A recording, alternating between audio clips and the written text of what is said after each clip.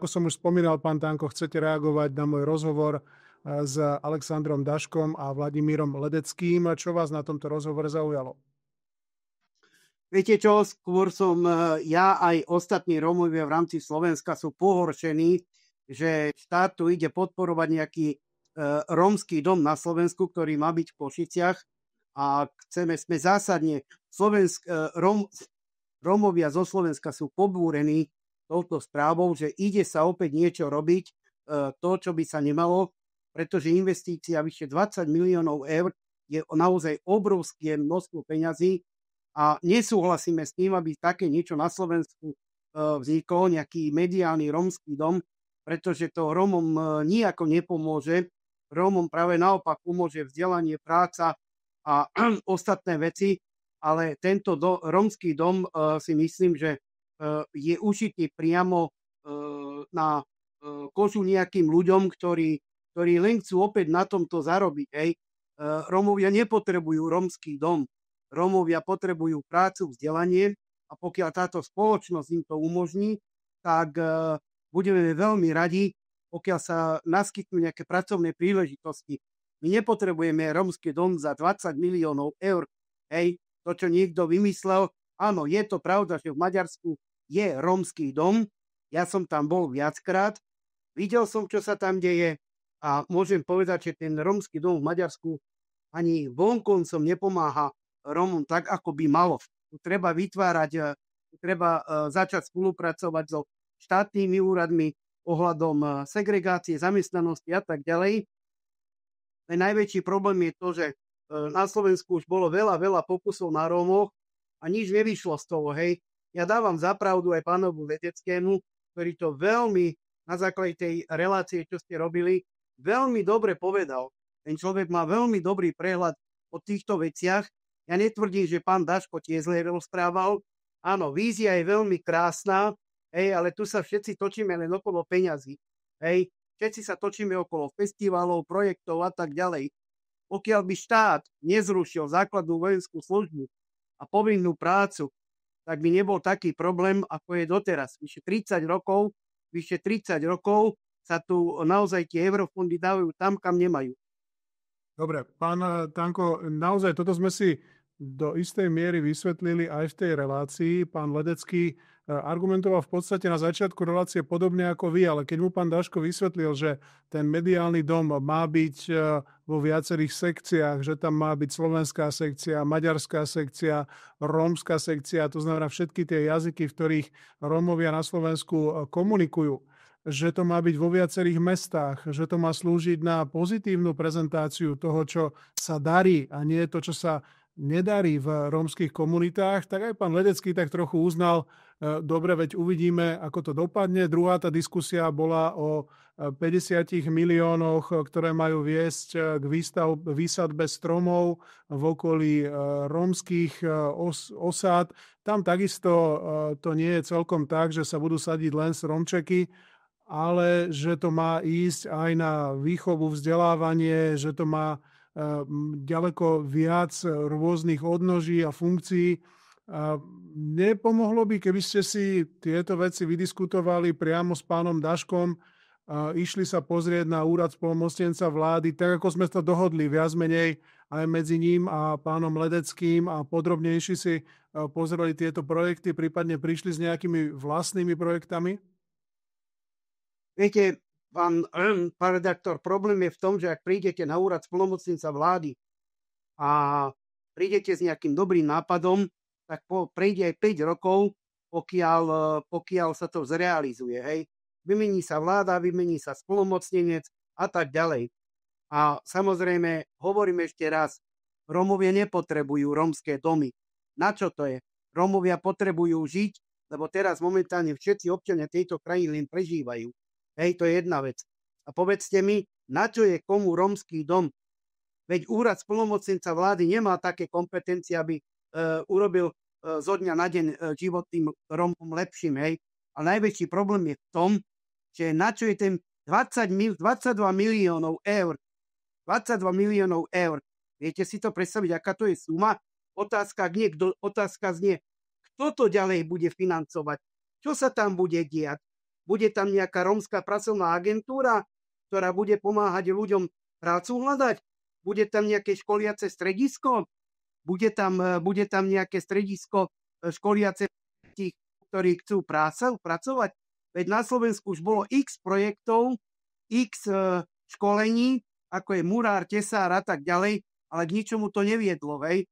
Čiže otázka znie, ak niekto vymyslel takúto hlúposť, to je hlúposť. Hej? Na čo to je? Povedzte mi. Na čo je 22 miliónov? Radšej nech štát investuje do zdravotníctva, nech investuje do sociálnej problematiky, nech investuje do vzdelania. Hej? V Maďarsku je rómsky dom, ja som tam bol niekoľkokrát. Hej, je to na Dohániov ulici. Toto je nápad bývalého splnomocnenca vlády, pána Abela Ravasa. Z mojich dostupných informácií. Ja vám naozaj neviem momentálne povedať, hej, na čo to je. Rozumiete? Lebo tu sa všetko... Má to byť na šírenie pozitívnych informácií o tom, čo sa v rómskej komunite darí a nie to, čo sa nedarí, veď teda máte určite aj úspešné projekty, alebo máme, ak to mám povedať z hľadiska Slovenskej republiky, mnoho úspešných projektov. Rómovia sa úspešne prezentujú či na fóre Roma Spirit, čo ide o kultúru. Určite dostávajú dobré príležitosti. Práve takým dobrým vzorom bola obec Spišských Hrhov, kde bol práve starostom pán Ledecký. To znamená, nie sú tu len negatívne príklady a práve ten mediálny dom má slúžiť na tie pozitívne príklady s tým, že áno, tá cena, keď si porovnám teraz cenu tohto štúdia, ktoré som vybudoval vo svojom dvojizbovom byte za plus minus 50 000 eur, ktoré som si teda poctivo šetril počas 20 rokov, čo som pracoval v inej televízii, tak tá suma je samozrejme vysoká, ale preto sa pýtam, či by nestalo za to ísť priamo na úrad splnomocnenca a zistiť, či to nemá aj nejaké ďalšie konotácie, či tam nemá ísť o dlhodobé zamestnávanie, na aké dlhé časové obdobie to je, koľko tých ľudí tam má pracovať, či tam nie sú napríklad aj tie dobré nápady, o ktorých ste pred malou chvíľou hovorili, agentúra pre zamestnávanie formou inzercie, s formou oznamov, priamo v takej nejakej rómskej televízii alebo prostredníctvom toho mediálneho domu oznamovať, kde je možnosť práce, kde je možnosť zamestnať. Veď teda dnes už naozaj tá situácia nie je taká, že by sme mali nadbytok zamestnancov v každom jednom odvetví. Vieme, že automobilky, vieme, že strojárenské fabriky už jednoducho príjmajú aj ľudí zo zahraničia, tak prečo by nepríjmali aj našich Rómov, ktorí pracovať chcú. Nemyslíte si predsa len, že ešte to treba poriadnejšie pozrieť a ísť sa naozaj spýtať priamo na úrad splnomocnenca? Ja vám potom samozrejme rád dám priestor, možno aj spolu s pánom Daškom, aby ste si to vysvetlili, aby ste sa na to pozreli priamo v živom vysielaní, povedali si pozitíva a negatíva. Pán Bielik, všetká česť, vy ste to veľmi krásne povedali, ale my Rómovia, keď nejaký Róm je v médiách a začne rozprávať, čo je dobré, hej, pre Rómov, tak už vieme, že to je špekulácia. Hej, otázka znie, kto tam bude pracovať. Hej, ak si pozriete, kto tam bude pracovať, tento projekt, ktorý idú teraz oni realizovať, vy si myslíte, že Rómovia potrebujú rómsky dom? Áno, Rómovia potrebujú rómsky dom, ale až potom, keď všetci budú zamestnaní. Tu štát spravil dve základné chyby. A to je to, že zrušil základnú vojenskú službu a povinnú prácu. Namiesto toho, tých 22 miliónov, alebo aká je tam suma na ten rómsky dom, čomu to je dobré?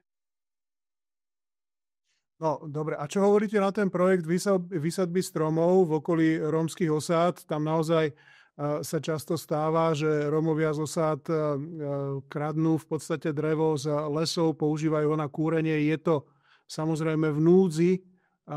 Tam si nemyslíte, že aspoň to by mohlo mať pozitívnu konotáciu napríklad s tým ohľadom, že budú vyčistené niektoré skládky nelegálne odpadu, ktoré práve vznikli pri rómskych osadách, že sa vyčistí napríklad priestor, ktorý je v blízkosti národných parkov alebo chránených území. Tam je ten projekt postavený pomerne komplexne. Pozerali ste sa na to detálnejšie? Pán Bielik, predovšetkým teraz pôjdem proti našim Rómom. Rómovia by si poprvé mali poupratovať vo svojich osadách. To je jedna vec. Po druhé, nie je možné, aby štát z environmentálneho fondu alebo z Ministerstva životného prostredia doplácal na neporiadok v rómskych osadách. Teraz budem rozprávať proti našim, pretože ja som to, čo mám na srdci, mám aj na jazyku. Nie je možné, aby štát dotoval čistenie teda osad. To je jedna vec. Ako fajn, dajme tým ľuďom, nech si tam tie stromy vysadia a tak ďalej, ale ja sa veľmi rád stretnem s pánom Daškom a ja si s ním vydebatujem aj napríklad, kde je záležitosť Volvo, hej, prepáčte za reklamu, kde je rómska pracovná agentúra, hej, tu robíme veci, ktoré sú neprospešné pre Rómov. A ja pevne verím, my Rómovia nechceme, aby štát doplacal v oblasti sociálnych dávok a tak ďalej. Práve naopak, my chceme, aby každý Róm prispel do štátneho rozpočtu, aby sa zamestnávali tí ľudia. Hej. A tu samozrejme sa opäť idú rozdávať peniaze na ľudí, ktorí nemajú ani potuchu, kto je splnomocnenec vlády, hej, nejakých s Bohom zabudnutých osád a dedín. Hej. Tu treba vytvárať pracovné miesta a nie stavať rómske domy alebo kupovať, hej, kto to bude financovať. Hej. Veď si zoberme komunitné centrá. To je to isté ako komunitné centrá. Štát investoval milióny do komunitných centier a čo je z toho? Veď dneska ani toho Róma do toho komunitného centra nepustia. To je jedna vec. A druhá vec, treba vytvárať pracovné podmienky, aby už konečne, keď už máme novú vládu na Slovensku, už treba začať, ale nedá sa robiť nič, ak vás jednotlivý minister alebo úrad alebo ten nepríjme. Vy môžete prísť dobrým nápadom, hej, ale bohužiaľ, tu je veľký problém sa dostať k ľuďom. Hej, prečo nie je založená menšinová alebo rómska pracovná agentúra, hej, ktorá by mala dohľad nad týmito ľuďmi, aby chodili do tej práce. Hej. Pilotný program máme taký, že treba naozaj aspoň na ten jeden rok monitorovať tých ľudí, že či chodia do roboty alebo ne. Štát nastavil veci veľmi správne. To znamená, že namiesto sociálnych dávok práca, hej, ja to chápem, áno, ale neviem, nepoznám ten program, ale musím povedať to, či sú vyriešené exekúcie, hej, a kto nad tými ľuďmi bude držať ten dohľad, hej, aby chodili do tej práce. Ja by som bol veľmi rád, ak by sa to podarilo ako pilotný projekt úradu splnomocnenca vlády alebo Ministerstva práce a sociálnych vecí. Boli by sme pilotnou krajinou, ktorá by zobrala tieto veci a posunula do Česka, do Maďarska, do Poľska a tak ďalej. Hej. Najväčší problém to je, že ak sa ide niečo robiť s Rómami, tak je tam splnomocnenec vlády, ktorý nemá až taký dobrý prehľad o dianí problémov Rómov na Slovensku. Ja chápem, že ten človek má strašne veľa práce, hej, že musí dotovať festivaly, stretávať sa s ľuďmi a tak ďalej. Ja vám poviem, keby Daško dneska nebol splnomocnenec vlády, tak dneska môj príklad poviem francúzsky, veľvyslanec na Slovensku nepodá ani ruku, hej. To je jedna vec. Nie, že by som mu tú funkciu závidel, práve naopak, hej, ale tá spolupráca medzi úradom splnomocnenca vlády a jednotlivými občianskymi združeniami je veľmi zlá. Naozaj je veľmi zlá, pretože na úrad chodia len ľudia, ktorí sú vyvolení a pýtajú len peniaze. Hej. Dobre, pýtajú len peniaze. Dohodneme sa tak, že ja tento náš rozhovor zavesím na náš YouTube a prelinkujem ho priamo na úrad splnomocnenca vlády pána Daška. A s tým, že sa dohodneme, že pokiaľ odtiaľ príde nejaká odozva, tak rád potom zverejním aj váš vzájomný rozhovor. K pánovi Daškovi by som ešte predsa len povedal, že on si rozumie tej problematike, pochádza, myslím, z 13 detí, bol najmladším dieťaťom, vyrastal v osade, to znamená, prešiel si tým všetkým negatívnym, čo sa odlúčených komunít týka a dosiahol až tento status, tak snáď aspoň tomu budeme veriť, že má úprimný záujem a verím, že aj na základe tohto nášho rozhovoru bude mať tiež úprimný záujem stretnúť sa aj s vami a niektoré vety si vydiskutovať. Dohodneme sa tak? Pán moderátor, viete, koľko je ľudí, čo má titul MGR a viete, koľko je takých ľudí, čo rozumia rómskej problematike? Viete, koľko je Rozumiem, takých ľudí? Ale ak je Málo. jeden človek vyvolený, nie je to pravda. Nie je to pravda.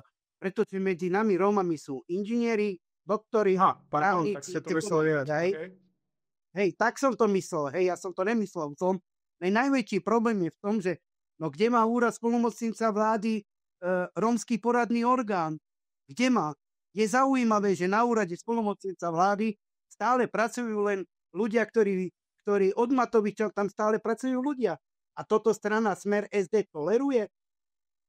Dobre, takže ešte raz ďalší zaujímavý bod. Pán Tanko, veľmi pekne vám ďakujem. Sme teda dohodnutí. Tento rozhovor sa objaví v krátkom čase na YouTube, Bielik online. Budeme ho linkovať smerom k úradu splnomocnenca vlády. Uvidíme, aká bude odozva. Ak bude záujem z oboch strán, tak zorganizujem aj rozhovor priamo vás dvoch, aby ste si mohli v priamom prenose vydiskutovať veci. Súhlasíte? Ja s tým nemám problém, pán Bielik. Dobre. Teraz vás trošku vyskúšam z rómčiny, ak dovolíte. Hovoríte ešte rómskym jazykom? Jasné. Pomôžte mi preložiť Amaro Kabimen. Kamiben. Naše ľúbenie. Naše ľúbenie. Tak to nám teraz zaspieva Dominika Mirgová. Čo vy na to? Ja som videl, že to je chydák.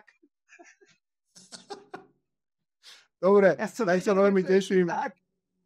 No, na záver, teda táto pesnička od Dominiky Mirgovej, aspoň na záver trošku úsmevu. Veľmi pekne vám ďakujem, pán Tanko, že ste si našli čas. Príjemný deň. A ja, pekný deň, dovidenia.